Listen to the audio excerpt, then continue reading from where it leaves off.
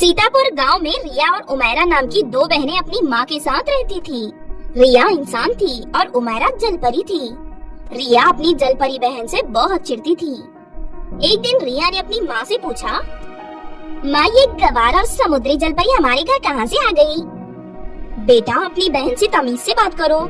उसे मैं समुंदर से लेकर आई थी, लेकिन मैंने उसे बिल्कुल अपनी बेटी की तरह पाला है और मैं चाहती हूँ तुम दोनों सगी बहनों की तरह रहो। माँ मुझसे ये नहीं हो पाएगा, मैं जा रही हूँ यहाँ से। कॉलेज जाने से पहले रिया देर तक बाथरूम में घुसी रहती और उमैरा बेचारी बाहर इंतजार करती रहती। माँ देखो रिया अभी तक नहाकर नहीं निकली। कब मैं नहाऊंगी, कब ब्रेकफास्ट करूंगी और मैं कब कॉलेज जाऊंगी? बेटा रिया जल्दी से बाहर निकल आओ, उमैरा कॉलेज के लिए लेट हो जाएगी। रिया बाथरूम से बाहर आती है और उमैरा से कहती है, जा गवार जलपरी, मेरा साबुन और टॉवल अपनी पूंछ साफ करने के लिए इस्तेमाल मत करना, वरना तेरी पूंछ काट दूंगी। बेटा तुमसे मना किया था ना, अपनी बहन से बदतमीजी से बात नहीं करते। जाओ अपना ब्रेकफास्ट करो। रिया और उमैरा एक ही कॉलेज में पढ़ते थे। इंटरवल में उमैरा रिया से टिफिन मांगने जाती थी। रिया, माँ ने मेरा टिफिन तुम्हारे ही बैग में रख दिया था, मेरा टिफिन दे दो, मुझे बहुत भूख लग रही है। अरे जलपरी तू खाना खाकर क्या करेगी, जा और भैंस का दूध पी। इतना कहकर रिया वहाँ से चली जाती है। उमैरा को उस दिन कॉलेज में भूखा ही रहना पड़ा। एक दिन रिया और उमैरा की माँ बाहर गई हुई थी। रिया उमैरा से कहती है, सुन गवार जलपरी, मैं दोस्तों के साथ समुद्र में घूमने जा रही हूँ। माँ वैसे तो आज आएगी नहीं, लेकिन आए तो कह देना पूजा के घर पर हूँ। रिया, माँ ने समुद्र में जाने से मना किया है, तुम वहाँ मत जाओ। मैंने और मेरे दोस्तों ने ऑक्सीजन मास्क खरीद लिया है, इसीलिए गवार जलपरी तुम मुझसे माँ की तरह लेक्चर मत दे, चुपचाप अपनी बिल में घुस जा।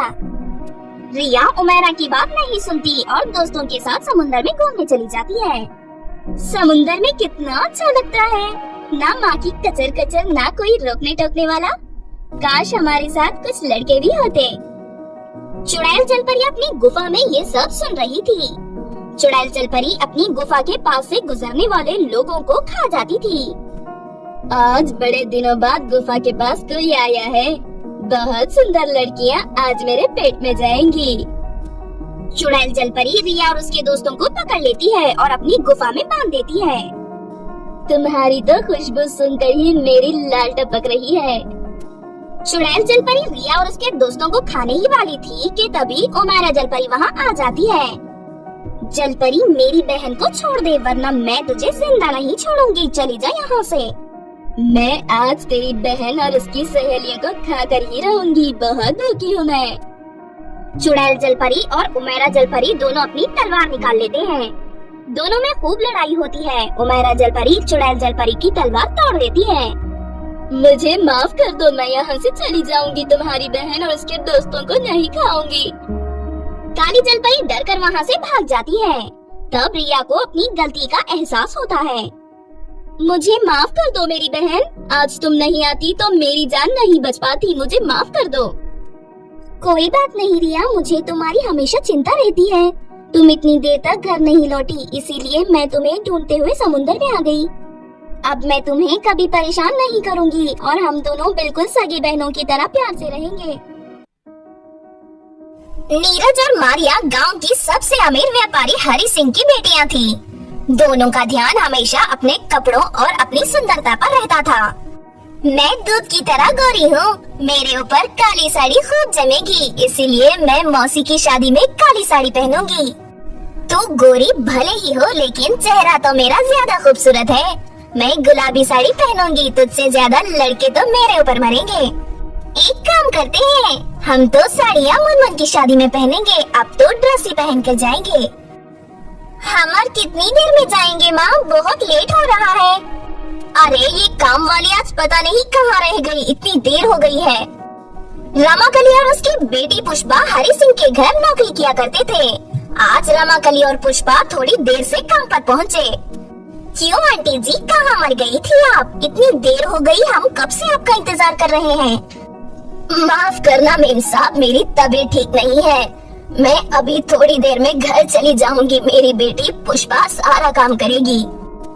ठीक है पुष्पा, जल्दी खाना बना, हम लोग अपनी मौसी की शादी में जा रहे हैं। हमें बहुत भूख लग रही है, पता नहीं शादी में खाना कब मिलेगा। खाना खाने के बाद नीरज और मारिया का परिवार शादी में चला जाता है। पुष्पा पूरे घर में अकेली रह जाती है। नीरज और मारिया के पास बहुत सारी साड़ियाँ थी। वो साड़ियाँ सोफे पर रखकर ही चली जाती है। पुष्पा ने इतनी सुंदर साड़ियाँ पहली बार देखी थी। वो साड़ियों को देखकर बहुत खुश हो जाती है। क्या एक साड़ी पहनकर देखूं? नहीं नहीं, कोई आ गया तो? नहीं, कोई नहीं आएगा, वो लोग तो शादी में गए हैं, मैं तो पहन लेती हूँ। पुष्पा ने कई घंटे इसी कंफ्यूजन में बिता दिए कि वो साड़ी पहननी चाहिए या नहीं।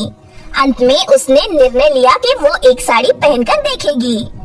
पुष्पा ने जब साड़ी पहना तो नीरज और मारिया घर लौट आई। उन्होंने पुष्पा को अपनी साड़ी पहने हुए देख लिया। तेरी इतनी हिम्मत कि तूने हमारी साड़ी पहनी? गरीब सड़ी बदबूदार लड़की, चल निकल यहाँ से। नीरज और मारिया पुष्पा के बाल पकड़कर उसकी खूब पिटाई करते हैं। निकल जा हमारे घर से, अब कभी अपनी शक्ल मत दिखाना, वरना मार मार कर भूत बना दूंगी तुझे। पुष्पा नदी किनारे जाकर बैठ जाती है और रोने लगती है। पिटाई से उसके शरीर पर कई घाव हो गए थे। उसे बहुत दर्द हो रहा था। तभी झरने के पास एक परी आती है। क्या हुआ? तुम कौन हो और क्यों रो रही हो? बताओ मुझे, मैं तुम्हारी मदद करूंगी। पुष्पा परी को सारी बात बताती है कि क्या हुआ था। ये लो, तुम मेरी साड़ी पहन सकती हो, इस साड़ियों में से कोई एक साड़ी चुन लो।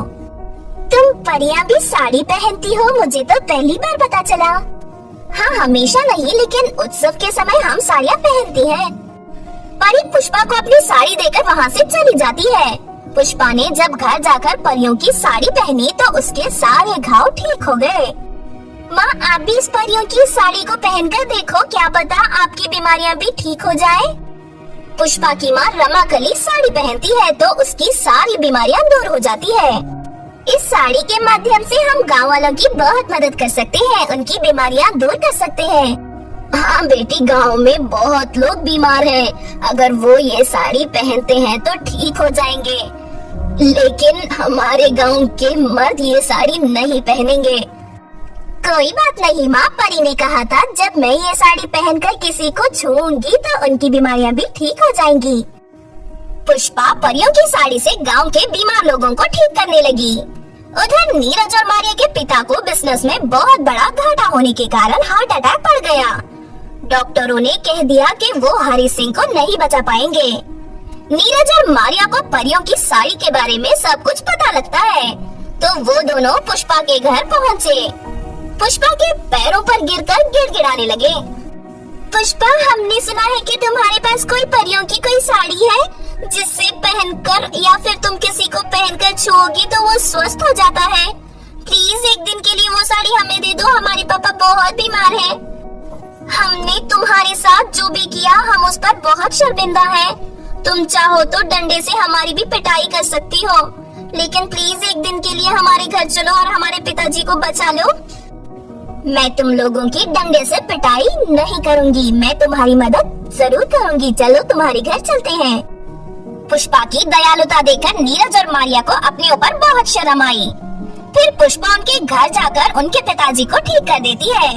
नीरज और मारिया के पिता बिल्कुल स्वस्थ हो गए। पुष्पा के कारण मेरी जान बच पाई, इसीलिए मैं अपनी आधी संपत्ति पुष्पा को देकर जाऊंगा। पुष्पा अपनी दयालुता के कारण अमीर हो गई और खुशी खुशी अपनी माँ के साथ जीवन बिताने लगी।